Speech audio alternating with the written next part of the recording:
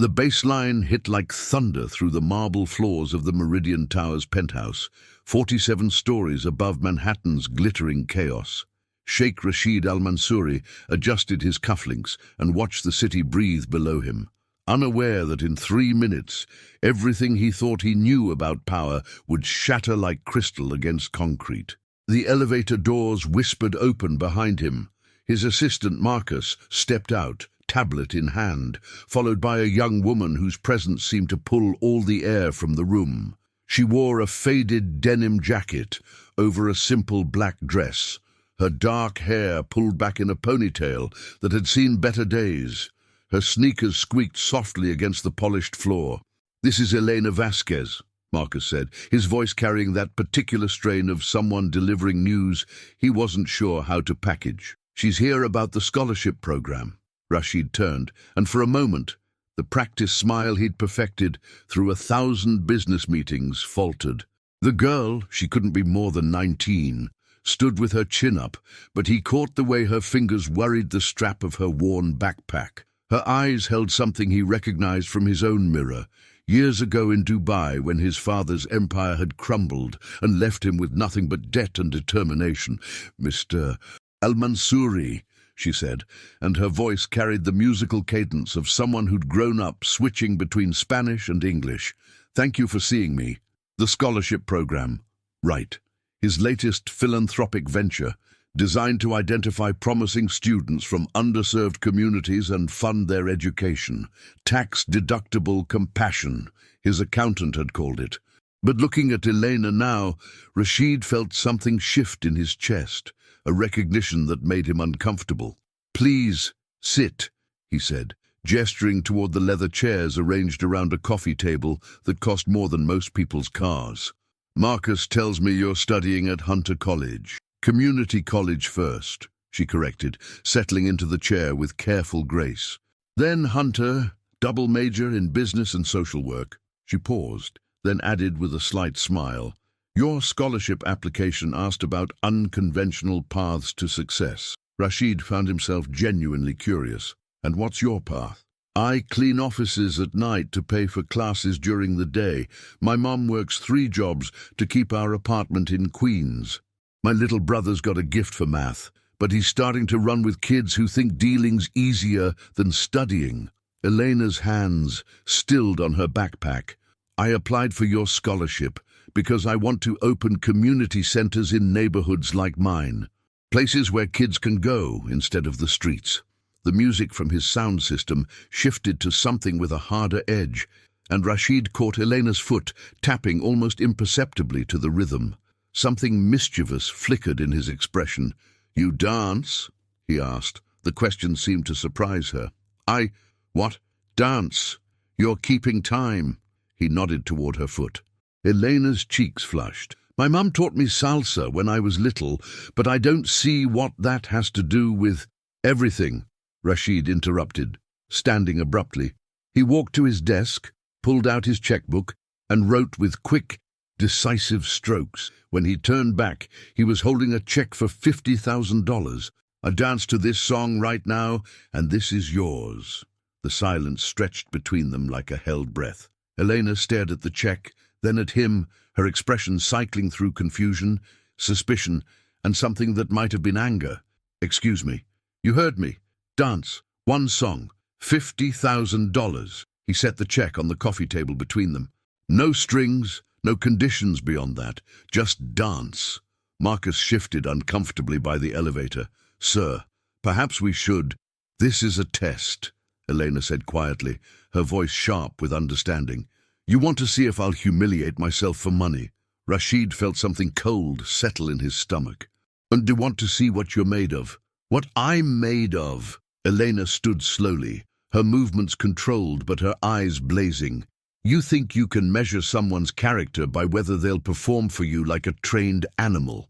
The words hit harder than Rashid had expected.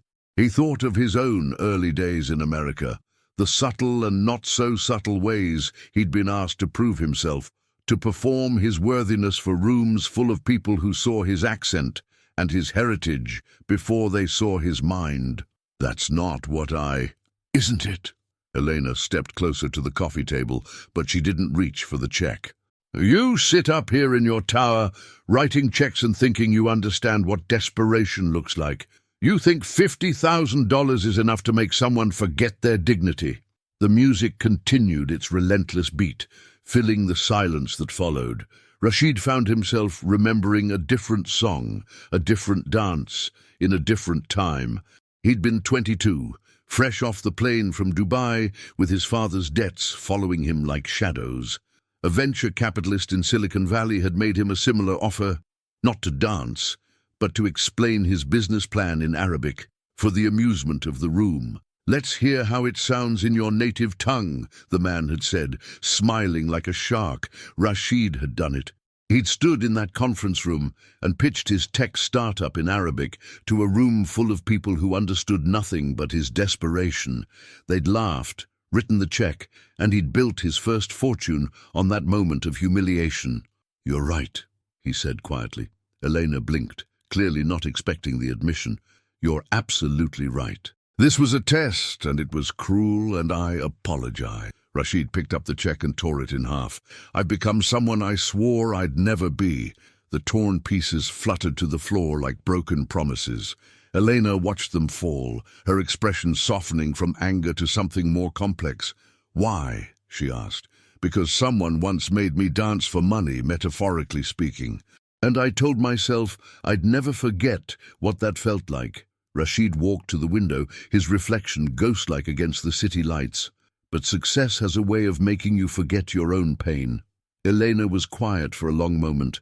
Then, to his surprise, she laughed, not mockingly, but with genuine humor. You know what's funny? She said. I was going to do it. Rashid turned back to her, startled, not because I don't have dignity, but because $50,000 would change everything for my family. My brother could go to that math camp upstate. My mum could quit one of her jobs. I could focus on school instead of mopping floors until 3 in the morning. Elena shrugged. Sometimes dignity is a luxury poor people can't afford. The honesty in her voice cut through Rashid like a blade. He thought of all the board meetings where he'd made decisions about human resources and market demographics, reducing real people to numbers on spreadsheets. What if I told you there was another way? He asked. I'd say I'm listening. Rashid pulled out his phone and made a call. Marcus, cancel my meetings for the rest of the week. I need to take a trip to Queens. Elena's apartment building in Elmhurst stood like a testament to resilience, its brick facade weathered but sturdy. The hallways smelled of cooking oil and industrial cleaner, and the fluorescent lights flickered with electrical uncertainty. Rashid followed Elena up 3 flights of stairs, his Italian leather shoes echoing against linoleum that had seen decades of foot traffic. Mom's at work, Elena said, fishing keys from her backpack. But Miguel should be home from school. The apartment was small but immaculate, every surface scrubbed clean and every possession in its designated place. Textbooks were stacked neatly on a kitchen table that doubled as a desk, and the walls were covered with Eleanor's academic certificates and her brother's math competition ribbons. Miguel, Elena called. Now come meet someone. A boy of about 14 emerged from a bedroom barely large enough for a twin bed and a dresser. He had Elena's eyes but carried himself with the careful wariness of someone who'd learned to read danger in the spaces between words. This is Mr. Al-Mansouri, Elena said. He's here about the scholarship. Miguel nodded politely, but kept his distance. Rashid noticed the way the boy's gaze flicked toward the window, tracking the sounds from the street below. Elena tells me you're good with numbers, Rashid said. I guess. Miguel's voice carried the studied indifference of a teenager, trying not to seem too eager. Show him your project, Elena encouraged. Reluctantly, Miguel pulled out a notebook filled with calculations and diagrams. I've been tracking the economics of the neighborhood, he said, warming to his subject despite himself. Like, how much money leaves the community versus how much stays. And I've been working on a model for what would happen if we had more local businesses. Rashid studied the notebook, genuinely impressed by the sophistication of the analysis. This is graduate-level work. Miguel shrugged, but Rashid caught the flash of pride in his eyes. What do you want to do with this knowledge? Rashid asked. I want to fix things, Miguel said simply. And not just for us, but for everyone. Elena says you can't help people by leaving them behind. That evening, Rashid sat in a diner 6 blocks from Elena's apartment, nursing his 3rd cup of coffee and watching the neighborhood's rhythm through grease-stained windows. The waitress, a woman in her 50s with kind eyes and tired feet, had been refilling his cup without being asked.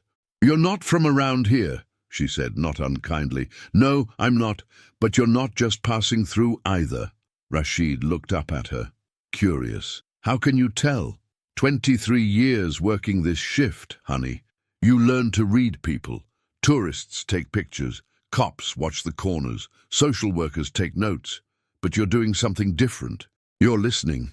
Elena arrived as the dinner rush was winding down, sliding into the booth across from him with the easy familiarity of someone who'd grown up in places like this. How was the grand tour? She asked. Educational. Rashid pushed a manila folder across the table. I've been doing some research of my own. Elena opened the folder and her eyes widened. Inside were property records, zoning maps, and business plans for a comprehensive community development project. You want to buy the whole block? She asked. I want to invest in it. There's a difference. Rashid leaned forward. What if instead of giving you a scholarship to leave this neighborhood, we found a way to bring resources here? Community center, small business incubator, after-school programs, job training? Elena studied the documents, her expression cycling through hope and skepticism. This would cost millions. I have millions. But why? What's in it for you? It was the question Rashid had been asking himself all day. Honestly, I'm not sure. Maybe I'm tired of making money just to make more money. Maybe I want to build something that matters. Or maybe you're feeling guilty about your little dance test this morning. Rashid laughed, surprised by her directness. Maybe that too. Eleanor closed the folder and looked out the window at the street where she'd grown up. You know what the hardest part about being poor is? Tell me. It's not the lack of money, though that's brutal. It's the way people look at you like you're broken. Like poverty is a moral failing instead of a systemic problem. She turned back to him. If you do this, it can't be charity. It has to be partnership. What does that look like? It looks like hiring people from the community to run the programs. It looks like asking what we need instead of assuming you know. It looks like staying involved for the long haul, not just cutting a check and disappearing. Rashid extended his hand across the table. Partners. Elena shook it, her grip firm and sure. Look as partners. The next 6 months transformed both of them in ways neither had anticipated. Rashid found himself spending more time in Queens than Manhattan, learning the intricate social geography of a community that had been invisible to him from his penthouse perch. He attended community board meetings where residents debated the merits of his proposals with the passionate intensity of people who understood that their neighborhood's future hung in the balance. Elena, meanwhile, had become the project's de facto community liaison, translating between Rashid's business acumen and the lived experience of her neighbors. She deferred her college enrollment for a year to focus on the development work, a decision that had sparked heated arguments with her mother until the first paycheck started arriving. You sure about this? Maria Vasquez had asked her daughter, studying the business card that identified Elena as Community Development Coordinator. Education is the only way out. Maybe the way out isn't the point, Mom, Elena had replied. Maybe the point is making it so people don't need to leave to succeed. The community center opened on a crisp October morning, its ribbon-cutting ceremony attended by city council members, local business owners, and 3 generations of neighborhood families. Rashid stood at the back of the crowd, watching Elena address the gathering in both English and Spanish, her voice carrying across the assembled faces with the authority of someone who'd earned her place at the podium. This center belongs to all of us, she said. It's not a gift from outside. It's an investment in what we've always known, that this community has everything it needs to thrive. The applause was thunderous, but Rashid found himself focused on Miguel, who stood near the front with a group of his classmates. The boy had grown 3 inches over the summer and carried himself with new confidence. He'd been accepted into a specialized high school program for gifted students, but had chosen to stay local and help design the center's tutoring program. After the ceremony, Rashid found himself alone with Elena in the center's main hall, surrounded by the controlled chaos of families exploring the new space. "Regrets?" he asked. Elena considered the question seriously. "About turning down your original offer? No, about trusting you with this. Ask me in 5 years. Fair enough." Rashid watched a group of teenagers setting up equipment for an impromptu dance session in the corner. "Can I ask you something?" "Shoot. That day in my office, when I asked you to dance if I hadn't torn up the check, would you really have done it?" Elena was quiet for a moment, watching the kids move to the music with unconscious grace. "You want the honest answer?" "Always. I would have danced," she said, "but not for the money. I would have danced because music is joy, and joy is resistance. And sometimes the most radical thing you can do is refuse to let someone else's cruelty steal your happiness." As if summoned by her words, the music shifted to something with a Latin beat, and Elena's body responded instinctively to the rhythm. She moved with fluid grace, her feet finding the steps her mother had taught her years ago in this same neighborhood. Other people began to join her, teenagers and grandparents, parents and children, the whole community moving together in a celebration that had nothing to do with performance and everything to do with belonging. Rashid watched from the sidelines, understanding finally what he'd been trying to measure that day in his office. It wasn't desperation or dignity or worthiness. It was something much simpler and infinitely more complex, the capacity to find beauty in the midst of struggle, to create community in the face of isolation, to dance not because someone demanded it, but because the music called and the heart answered. 2 years later, the Elmhurst Community Development Project had become a model studied by urban planners across the country. The neighborhood's high school graduation rate had increased by 30%. Local unemployment had dropped to its lowest level in decades. Property values were rising, but carefully managed community land trusts ensured that long-time residents weren't displaced by gentrification. Elena had returned to school, completing her degrees while continuing to work part-time for the project. Miguel was a senior now, bound for MIT on a full scholarship, but planning to return after graduation to expand the program to other neighborhoods. Rashid still maintained his penthouse office, but he spent most of his time in a modest space above the community center, where the sounds of children playing and adults learning filtered through the windows. His business empire had grown, but its focus had shifted towards social impact investing and community development. On a warm spring evening, he found himself back in the diner where he and Eleanor had first discussed their partnership. The same waitress was working, her smile as warm as ever. "The usual?" she asked. "Please." Rashid had become enough of a regular to have a usual: coffee, black, and whatever pie was fresh. Elena arrived a few minutes later, sliding into the booth with a stack of applications for the project's newest initiative, a small business incubator focused on immigrant entrepreneurs. "Good day?" Rashid asked. "Complicated day, Mrs. Chen wants to expand her restaurant, but she's worried about taking on debt. The Ramirez brothers have a brilliant idea for a delivery service, but they need help with the business plan. And Miguel's been accepted to 3 more schools, but he's still insisting on MIT because they have the best urban planning program." "Sounds like success to me," Eleanor laughed. Spoken like someone who's never tried to explain venture capital to a woman who's been running a cash-only business for 20 years. They worked through the applications together, Rashid offering financial insights while Elena provided cultural context and community knowledge. It was a rhythm they'd developed over months of collaboration, a dance of perspectives that had become as natural as breathing. "Can I tell you something?" Eleanor said as they finished reviewing the last application. Of course. That first day, when you asked me to dance, I was terrified, not of the dancing, but of what it meant. I thought you were just another rich person who saw poor people as entertainment. I was, Rashid admitted, at least partially. But you changed, and that's what I've learned from this whole experience. People can change, communities can change, systems can change. It just takes someone willing to do the work. Outside the diner window, the neighborhood was settling into evening rhythms. Kids played in the small park that had been built where a vacant lot once stood.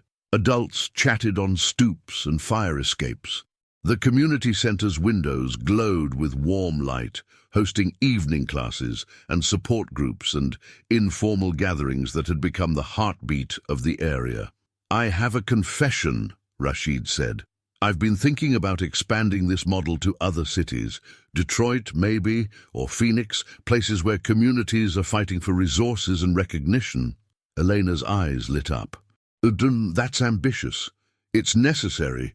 What we've built here, it's not just about one neighborhood. It's about proving that investment in people pays dividends that can't be measured in quarterly reports. When do we start? The question hung in the air between them, heavy with possibility. Rashid looked at Elena, no longer the desperate scholarship applicant who'd walked into his office, but a confident community leader who'd helped transform not just a neighborhood, but his understanding of what success could mean. We start by dancing, he said, standing and extending his hand. Eleanor laughed, but she took his hand and followed him to the small space between the booths. The diner's jukebox was playing something slow and soulful, and they moved together with the easy familiarity of partners who'd learned to trust each other's rhythm. Other diners began to notice, some smiling, others joining in. The waitress turned up the music, and soon the entire restaurant had become an impromptu dance floor. It was joyful and spontaneous, and completely unpracticed, the kind of moment that happens when people stop performing and start celebrating. As the song ended, Rashid found himself thinking about that first day in his penthouse, when he'd mistaken desperation for weakness and performance for authenticity.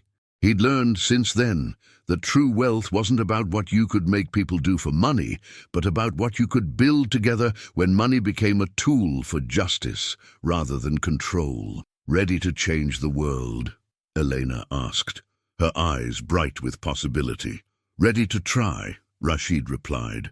And in that moment, surrounded by the music and laughter of a community that had learned to dance, not because someone demanded it, but because joy was their birthright, both of them understood that they already had.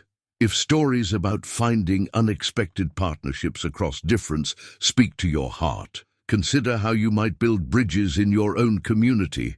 Whether it's mentoring young people, supporting local businesses, or simply taking time to listen to neighbors whose experiences differ from your own, every act of genuine connection creates ripples that extend far beyond what we can see. The dance of social change begins with a single step, and that step is always available to take.